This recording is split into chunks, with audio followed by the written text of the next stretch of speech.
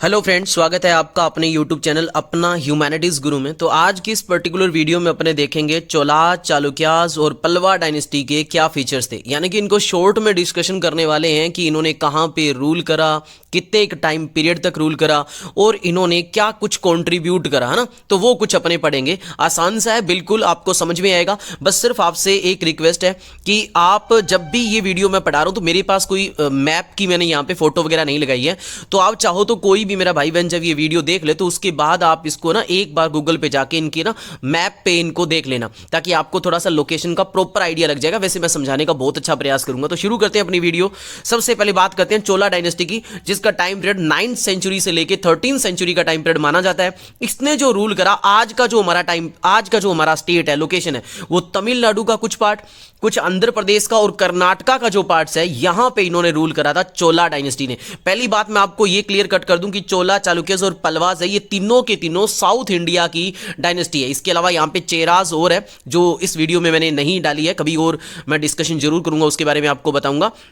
तो कुछ 3-4 डायनेस्टी है ना, ये पर्टिकुलर साउथ इंडिया में लोकेट करती है। एक बात आपको क्लियर होगी। फिर पहली पढ़ रहे हैं चोला डायनेस्टी, जिसका टाइम पीरियड 9th सेंचुरी से लेकर 13th सेंचुरी का टाइम पीरियड है। इसने रूल कहां करा? तमिलनाडु, पार्ट्स ऑफ आंध्र प्रदेश और कर्नाटका में। इसकी जो कैपिटल है वो थांजूवर रही है और गंगईकोंडा चोलापुरम रही है। ये याद रखना, चोला डायनेस्टी की जो कैपिटल रही है, कैपिटल सिटीज। अब बात करते हैं इनका फीचर्स कैसा था, यानी कि इन्होंने किस तरह से रूल करा होगा। तो सबसे पहली बात, स्ट्रॉन्ग एडमिनिस्ट्रेशन जो सिस्टम था इनका, वो इनका भी कैसा था? स्ट्रॉन्ग था, वेल ऑर्गेनाइज था। और इन्होंने प्रोविंशियल सिस्टम में अपने एडमिनिस्ट्रेटिव सिस्टम को बांटा हुआ था, सेम जैसे मौर्यन एम्पायर ने बांटा था ना। अब बात करें इनकी नवल पावर की, तो नवल पावर का मतलब होता है जितने भी जो डायनेस्टी कोस्टल एरिया में आएंगे ना, तो वो कहीं ना कहीं सी रूट से ट्रेड करेंगे। अगर सी रूट से ट्रेड करेंगे तो वो अपनी नेवी फोर्स को भी बनाएंगे, ताकि वहां पे उनका इन्फ्लुएंस हो, वहां पे ट्रेड वगैरह कर सके। तो इन्होंने कहते हैं डोमिनेट ट्रेड करा इंडियन ओशियन में। इन्होंने अपना ट्रेड का इन्फ्लुएंस श्रीलंका, मालदीव और साउथ ईस्ट एशिया तक देखने को मिलता है इनका। और ग्रेट टेंपल जो इन्होंने बनाए उनमें से है बृहदेश्वर का जो टेंपल है, तो थांजूवर के अंदर बिल्ड करा गया, और गंगईकोंडा जो चोलापुरम टेंपल इनका बनाया गया। ये दो इनके इंपॉर्टेंट टेंपल्स कहे जाते हैं जो चोला डायनेस्टी के रूलर्स ने बनाए। तो ये बात आपको याद रखनी है। नेक्स्ट बात करें आर्ट और टेम्पल्स की, इनकी बात करें नेक्स्ट आर्ट और लिटरेचर की, तो इन्होंने पैट्रोनाइज करा तमिल लिटरेचर को और भक्ति मूवमेंट को। तमिल लिटरेचर बड़ा इंपॉर्टेंट लिटरेचर था, जो कहीं ना कहीं राइज होता है इसी टाइम पीरियड के अंदर, और यहाँ पे भक्ति मूवमेंट आता है, जिनका हमारे हिस्ट्री के अंदर बड़ा इंपॉर्टेंट रोल है। कहीं ना कहीं मैं आगे कभी किसी सिलेबस के लिए वीडियो बनाऊंगा तो पक्का इसके ऊपर वीडियो आपको देखने को मिलेगी। तो याद रखना कि चोला जो रूलर्स थे उन्होंने तमिल लिटरेचर को और भक्ति मूवमेंट्स को पेट्रोनाइज करा। इन्हीं के टाइम पे ये दोनों के दोनों क्या हुए? फ्लोरिश हुए, आगे बढ़े। आगे बात करते हैं इरिगेशन और इकोनॉमिक सिस्टम कैसा था। तो इन्होंने अपने इरिगेशन सिस्टम को इंप्रूव करने के लिए यहाँ पे ग्रांड एनीकट जिसको बोलते हैं, यानी कि कलानी डैम बोलते हैं, वो डैम बिल्ड करा गया, जिसका मेन प्रयास क्या था कि भाई इरिगेशन सिस्टम है वो यहां पे इंप्रूव हो, और इरिगेशन सिस्टम इंप्रूव होगा तो एग्रीकल्चर अच्छी होगी। इसके बाद बात करें इनकी चोला के टाइम के स्कल्पचर की, तो यहां पे सबसे फेमस स्कल्पचर इनका माना जाता है नटराजन का। नटराजन यानी कि भगवान शिव का स्कल्पचर माना जाता है। इसके अलावा अदर मेटल के स्कल्पचर भी इन्होंने बनाए थे। अब ये तो थोड़ा बहुत आपने ओवरव्यू लिया किसके बारे में, तो आपने ओवरव्यू लिया चोला डायनेस्टी के बारे में। अब चोला डायनेस्टी कहां रूल करती है जान लिया आपने कि हमारा जो तमिलनाडु का पार्ट है, आंध्र प्रदेश का पार्ट है और कर्नाटका पे, यहां पे इन्होंने रूल किया। और आपने और क्या जाना कि इन्होंने बृहदेश्वर टेंपल बनाया, गंगईकोंडा जो चोलापुरम टेंपल है वो इन्होंने बनाया। इसके अलावा आपने ये भी जाना कि इन्हीं के टाइम पीरियड में तमिल लिटरेचर है, भक्ति मूवमेंट है, वो पेट्रोनस हुई, यानी कि फ्लोरिश होती है। ठीक है। इसके बाद आपने ये भी जाना कि इनका जो एडमिनिस्ट्रेटिव सिस्टम था वो वेल ऑर्गेनाइज था। तो अब अपने सेम ऐसे ही बात कर लेते हैं चालुक्य डायनेस्टी का, जिसका टाइम पीरियड 6th सेंचुरी से 12th सेंचुरी बीसी का रहता है, मतलब सी का रहता है, यानी कि लगभग सेम टाइम पीरियड है दोनों का। थोड़ा बहुत फर्क है लेकिन सेम टाइम पीरियड है, यानी कि दोनों के बीच में कॉन्फ्लिक्ट पक्का हुए होंगे। हाँ, ये तो ऑब्वियस ही बात है, पहले वाले रूलर का काम ही यही होता था कि अपने पास वाले रूलर अगर हमारे से कमजोर है तो उसको हराओ और उसका एरिया अपने अंदर मिलाओ, ताकि हमारा एरिया क्या हो? फ्लोरिश हो, डेवलप हो। सिंपल सी बात यही थी।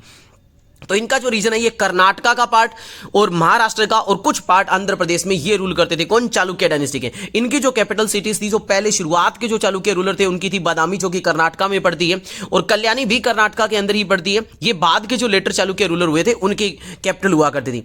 ठीक है। कभी इनके जो कुछ एक रूलर्स है उनके बारे में डिस्कशन करेंगे अपने, लेकिन आज आपको ओवरव्यू दे रहा हूं मैं कि चालुक्य डायनेस्टी ने कहां रूल करा, क्या कुछ करा और चोला ने कहा। अब टेम्पल आर्किटेक्चर की बात करें तो इन्होंने वैसारा स्टाइल जो टेम्पल का डेवलप होता है वो इन्होंने करा। तो ये बात आपको, ये जो कीवर्ड्स है ना, इनको याद रखना है, ठीक है। जैसे कि इसमें एक फेमस टेम्पल बताया गया विरूपाक्षा का टेम्पल, वो आप याद रख सकते हो। इसके अलावा आर्ट और कल्चर की अगर बात करें तो इनके टाइम में कन्नड़ और संस्कृत लिटरेचर काफी फ्लोरिश होता है, ये बात आपको याद रखनी है। मिलिट्री स्ट्रेंथन की बात करें तो आपको पता है इनका कॉन्फ्लिक्ट चलेगा, पलवास के साथ चलेगा, राष्ट्रकूटास के साथ चलेगा, कुछ हद तक चोलास के साथ चलेगा। तो इन्होंने अपनी मिलिट्री को स्ट्रॉन्ग करने का प्रयास करा। एडमिनिस्ट्रेटिव सिस्टम की बात करें तो इन्होंने भी सेम वही करा कि अपने जो मतलब अंपायर है उसको प्रोविंसेस में बांटा, जिनको मंडल सिस्टम कहा जाता है।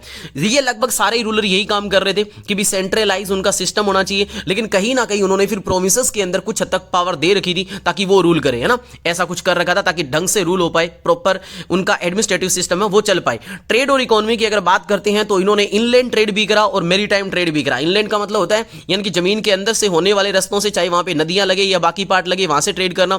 और मेरी टाइम तो आप जानते ही हो कि जो कोस्टल एरियाज पे अंपायर आएंगे वो सभी के सभी यूज करेंगे इनको, और उनकी नेवल फोर्सेस पर भी वो ध्यान देंगे, अपनी आर्मी पे ध्यान देंगे अपनी, ठीक है, ये काम वो करेंगे। इसके अलावा केव टेंपल्स इन्होंने बनाए, यानी कि बिल्ट रॉक कट टेंपल्स, यानी कि एक चट्टान को काटकर टेंपल्स बनाना, जिनके अंदर इनका फेमस जो टेंपल है वो बदामी के अंदर बनाया हुआ और एहियोल टेंपल है। ये बात आपको याद रखनी है, इंपॉर्टेंट बात।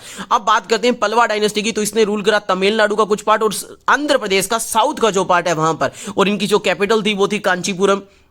और इन्होंने द्रविडियन जो आर्किटेक्चर है वो इन्हीं के टाइम पीरियड में शुरुआत होती है, जिसके अंदर इनका फेमस माना जाता है रॉक कट टेंपल, वो भी मोनोलिथिक रथास। ये आप अगर इसके बारे में पढ़ोगे तो आपको पता चलेगा, मोनो माने एक होता है, लिथ माने होता है पत्थर, यानी कि एक ही रॉक से या पत्थर को काट के ये बनाया गया। इसको पंच रथास भी बोलते हैं।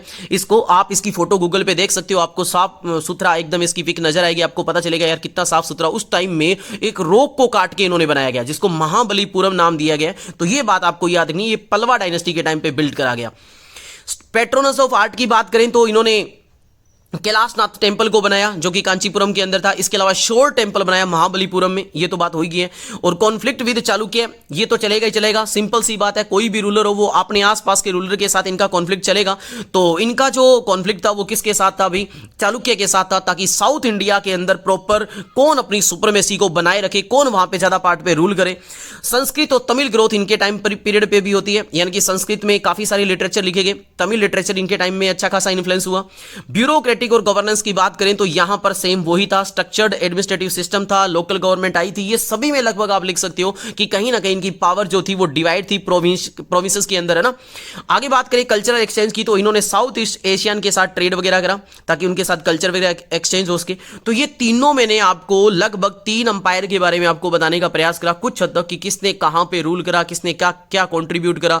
तो आप इनको कीवर्ड्स के तौर पे याद कर सकते हो, ताकि आप जहां पर भी कुछ भी इनके बारे में पूछा जाए तो आप इनका टाइम पीरियड बता सकते हो, आप इन्होंने क्या क्या कुछ काम करा वो बता सकते हो, कहां पे पर्टिकुलर कौन से एरिया पे इन्होंने रूल करा वो बता सकते हो।